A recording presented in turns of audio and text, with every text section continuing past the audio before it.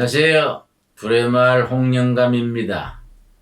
지난주에 미국을 열흘간 다녀와서 미국 다니면서 느낀 생각, 소감, 평가를 좀 말씀드리고 싶습니다. 우리 유튜브 가족도 넓은 의미에서 가족이기 때문에 여러분 가족들과 이런 얘기를 좀 나누고 싶습니다. 물론 정치적으로 국제적인 식견을 가지고 말하는 게 아니고 그냥 소박하게 한 평범한 사람이 미국을 여행하고 와서 나누는 얘기입니다. 요즘 그런 말을 합니다. 미국이 몇 시인가? 상당히 상징적인 주제지요. 미국이 저녁 6시인가? 아침 10시인가? 오후 3시인가? 미국이 지금 어떤 상태에 있는가? 그걸 상징적으로 표현하는 얘기입니다. 한 10년 전만 해도 그런 말이 유행했습니다. 미국은 지는 달이고 중국은 뜨는 해다. 그런 얘기 한때 있었습니다. 지금은 완전히 바뀌었지요. 미국은 여전히 떠오르는 태양이고 오히려 중국이 기초부터 흔들리는 지는 달 신세다. 이런 얘기들이 오고 가면서 미국은 지금 몇 시인가? 오후 6시는 이제 해걸음이지요. 미국 역사가 이제 지는 달처럼 슬슬 퇴조돼 가는 것인가? 국제적인 영향과 국내적인 모든 문제에서 오후 6시 황혼역인가? 아니면 아침 10시 떠오르는 태양처럼 여전히 뻗어나가는 상태인가? 그런 얘기들을 학자들은 물론이와 일반 시민들도 관심을 가지게 됩니다. 이런 주제를 가지고 미국 사회를 나름대로 살피고 있었습니다. 요즘 국제학을 전공한 내 지인 한 분이 미국은 다시 새로운 100년이 시작됩니다. 미국은 지금 아침 10시입니다. 아침 10시면 짱짱한 거지요. 또 내가 아는 한 분은 미국은 지금 오후 6시입니다. 미국의 시대는 끝나고 중국의 시대, 아시아 시대가 시작됩니다. 그런 말 하는 분이 있습니다. 나는 혼란이 일어나는 거지요. 누구 말이 옳을까? 미국이 오후 6시일까? 아침 10시일까? 그래서 내가 미국을 여행을 하면서 말씀드린 것처럼 찬찬히 살폈습니다. 저는 미국이 아직은 한낮이다. 그런 인상을 받았습니다. 6가지 점에서 그렇습니다.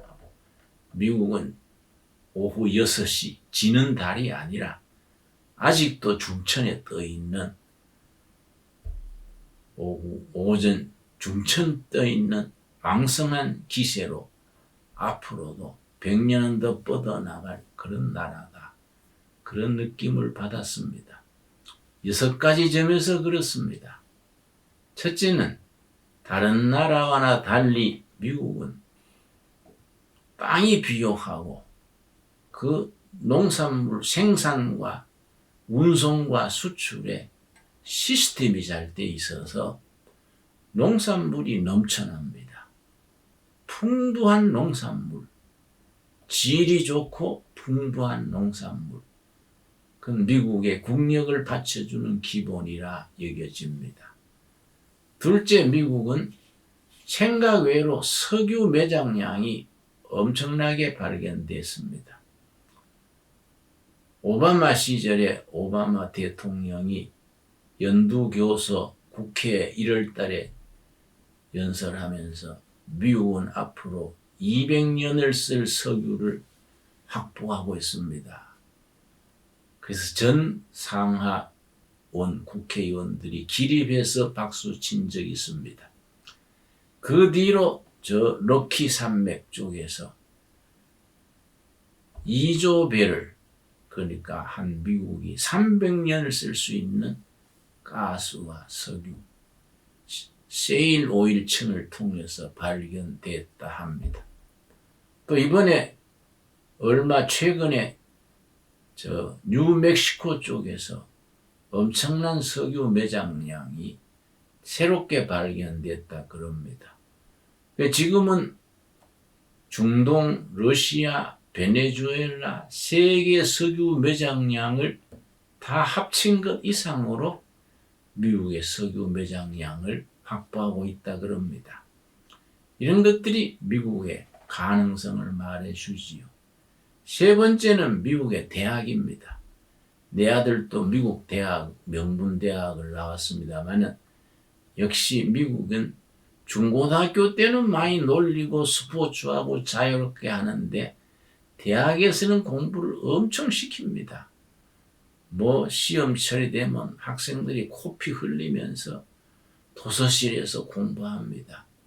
세계 명문대학 100개를 뽑을 때에 60개 이상이 미국 대학들입니다. 대학이 건강하고 대학이 명문이 60% 이상을 차지한다는 것은 그만큼 미국이 밝다는 얘기지요.